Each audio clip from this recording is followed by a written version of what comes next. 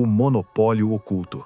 Por que a Mars e a Nestlé controlam o que o seu pet come e a saúde dele? Nos primeiros 6 meses de 2024, os órgãos reguladores americanos receberam mais de 1.700 relatórios de emergência. Eram relatos perturbadores, ligados a uma única fábrica de ração animal. Os donos descreviam cenários de pesadelo, com insuficiência renal e animais vomitando sangue. O saldo final foi de 206 animais de estimação mortos. Os inspetores do governo foram enviados à fábrica. Eles caminharam pelas instalações durante 3 dias inteiros. Revisaram apenas 24 reclamações de consumidores.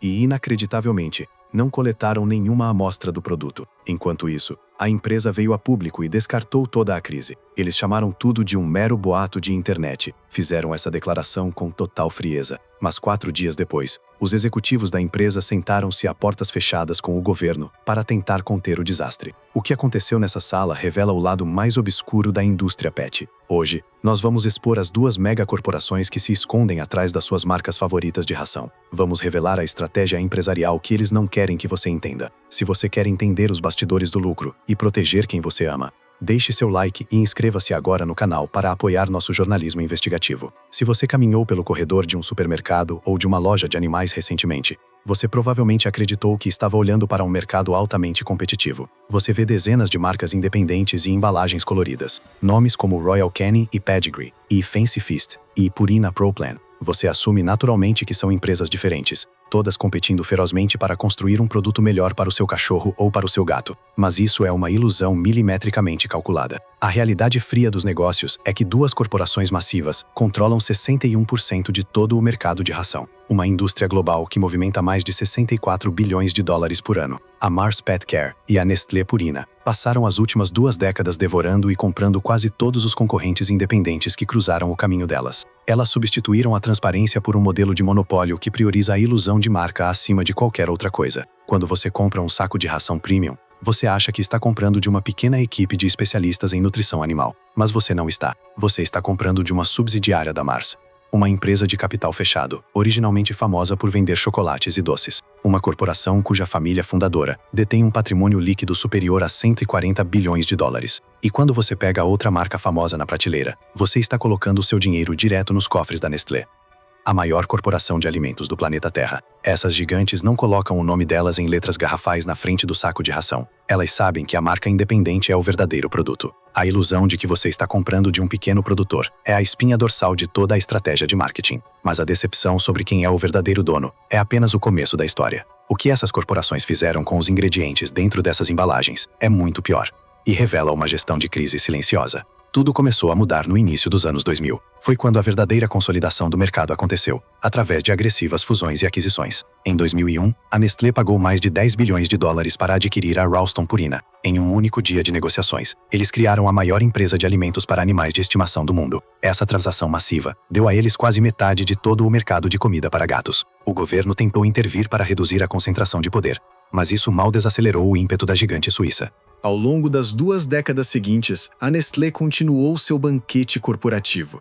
Eles compraram a Merrick Pet Care, que na época era uma das marcas naturais que mais crescia e faturava 300 milhões de dólares por ano. Eles absorveram marcas orgânicas e fabricantes de petiscos naturais. Toda vez que uma marca independente construía um público fiel, fazendo as coisas do jeito certo, a Nestlé simplesmente assinava um cheque e trazia a ameaça para dentro da sua própria máquina. Mas a Mars foi ainda mais implacável na sua estratégia de dominação. Eles compraram a Royal Canin por 1 bilhão e 300 milhões de dólares. Compraram empresas centenárias que eram o padrão de qualidade da indústria. Em 2014, a Mars entregou quase 3 bilhões de dólares em dinheiro vivo para a Procter & Gamble para levar 3 marcas gigantescas de uma só vez. E então veio o golpe que chocou a comunidade de nutrição animal. Eles compraram a fabricante das rações Orijen e Acana por 2 bilhões de dólares. Uma marca que havia construído toda a sua reputação mundial sobre a promessa de ser biologicamente apropriada e rigorosamente independente. Os donos de animais pagavam preços absurdamente premium porque acreditavam estar fora do sistema corporativo. Mas essa independência desapareceu da noite para o dia, no silêncio de uma sala de reuniões. Hoje, a Mars é dona de mais de 50 marcas diferentes. A Nestlé possui dezenas de outras. Juntas, elas controlam as prateleiras e criam a aparência de uma competição onde quase nenhuma existe de verdade. Mas o verdadeiro escândalo não é o império que elas construíram.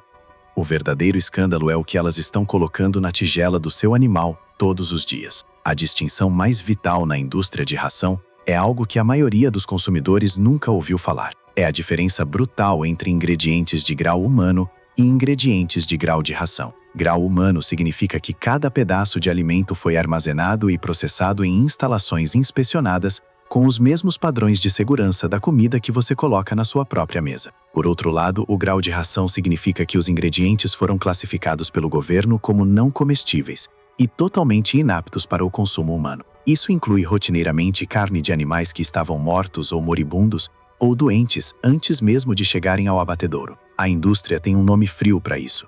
Eles chamam de animais 4D. Todos os anos, milhões de quilos de material animal são condenados e rejeitados para consumo humano. Mas a legislação permite que esse exato material condenado entre livremente na cadeia de suprimentos da ração do seu pet. O próprio diretor do Centro de Medicina Veterinária do governo americano declarou publicamente que a agência não acredita que usar animais doentes na ração represente um problema de segurança. O que torna tudo mais sombrio é que o processo de derretimento dessas carnes não elimina substâncias químicas pesadas. Resíduos de medicamentos usados para sacrificar animais doentes já foram detectados em rações comerciais finalizadas. Esses ingredientes processados compõem até 60% da maioria das rações secas do mercado. É uma indústria paralela que processa 25 milhões de toneladas de subprodutos animais coletados de açougues e restaurantes e redes de fast food. E os rótulos das embalagens são cuidadosamente projetados por advogados corporativos para esconder essa dura realidade. Quando você lê palavras como digesto animal em um saco de ração, você está lendo sobre um tecido de órgãos quimicamente dissolvido e pulverizado sobre a ração apenas para dar sabor. A espécie do animal nem sequer precisa ser identificada na embalagem. Um produto precisa de apenas uma quantidade microscópica desse spray químico de frango para poder se chamar legalmente de ração sabor frango, mesmo que nenhuma carne real de frango tenha sido usada na receita. E então nós temos a divisão de ingredientes. Em vez de listar o milho como o ingrediente número 1, os fabricantes dividem o grão em farelo de glúten de milho, e milho moído, e farinha de milho. Cada fração aparece separadamente e mais abaixo no rótulo. Isso empurra a proteína de carne artificialmente para o topo da lista e faz a fórmula parecer muito mais nutritiva do que realmente é. Tudo isso é completamente legal e faz parte da geopolítica do lucro. Se você está gostando de entender como os gigantes operam nas sombras e quer proteger a saúde do seu animal, deixe o like e inscreva-se no canal agora para não perder nossas próximas investigações corporativas.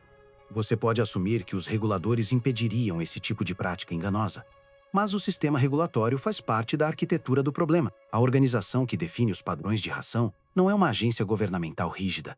É um grupo onde os próprios fabricantes têm uma influência colossal. Funcionários de universidades que recebem doações multimilionárias de empresas de ração ajudam a escrever as definições dos ingredientes. E executivos da Nestlé Purina e de outras gigantes sentam nos próprios comitês que redigem as regras que as suas empresas deverão seguir no mercado. É o lobo cuidando do galinheiro, com total aprovação estatal. Quando leis mais rigorosas foram exigidas após crises de contaminação fatal no passado, elas foram silenciosamente apagadas dos livros federais, através de manobras políticas nos bastidores. A estrutura de segurança que o público exigia simplesmente desapareceu. Mas é exatamente aqui que a nossa história toma um rumo que quase ninguém está preparado para descobrir.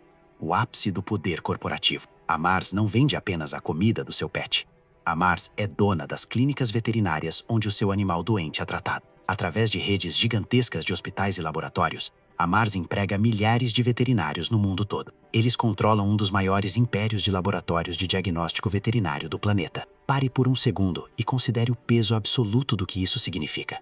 A mesma corporação que fabrica a ração ultraprocessada também é dona dos hospitais que tratam os problemas de saúde. Ela opera os laboratórios que processam os exames de sangue. E ela assina o contra-cheque dos veterinários que recomendam qual ração você deve comprar em seguida. É o ciclo perfeito e inquebrável de faturamento contínuo. Senadores americanos chegaram a enviar uma carta formal de investigação ao CEO da Mars, documentando queixas de veterinários da própria rede. Profissionais relatavam estar sofrendo pressão corporativa para bater cotas mensais de procedimentos, gerentes treinando a equipe médica com técnicas de vendas para forçar o cliente a dizer sim.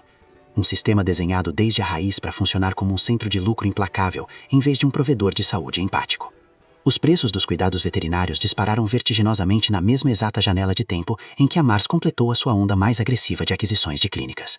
A corporação que te vende o saco de pedigree sorridente no supermercado é a mesma que lucra quando o seu cachorro acaba na mesa de cirurgia. O sistema inteiro está estruturado contra o consumidor comum. Mas isso não significa que você deve desistir. Significa apenas que você precisa parar de comprar como um consumidor cego e começar a pensar como um auditor implacável. O primeiro passo é virar o pacote e descobrir quem é o verdadeiro dono.